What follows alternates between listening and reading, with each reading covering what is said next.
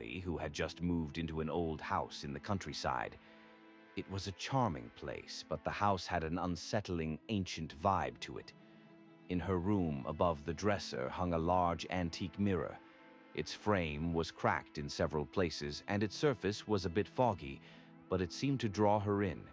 One night, as she was getting ready for bed, she noticed something strange about the mirror.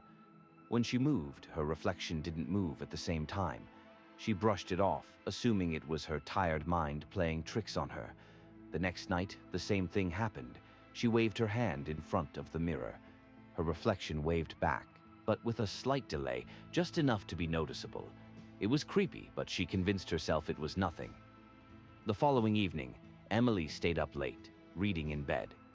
At midnight, she glanced at the mirror again and froze.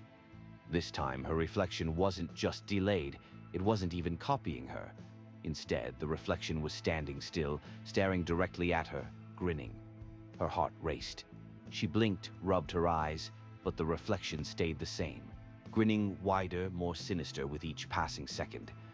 Slowly, her reflection reached out toward the glass, as though trying to cross over. Emily backed away, but her feet felt glued to the floor. Suddenly, a faint whisper echoed from the mirror.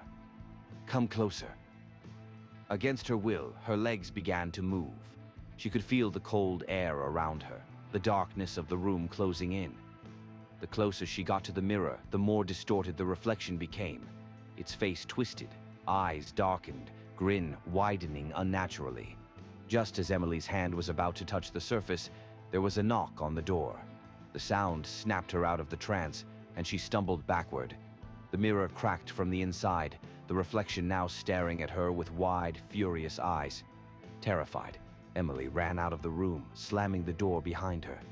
The next morning, she returned to find the mirror shattered completely, but instead of broken glass, the inside of the mirror was dark, like a void. And there, within the blackness, she could still see her reflection watching her, waiting.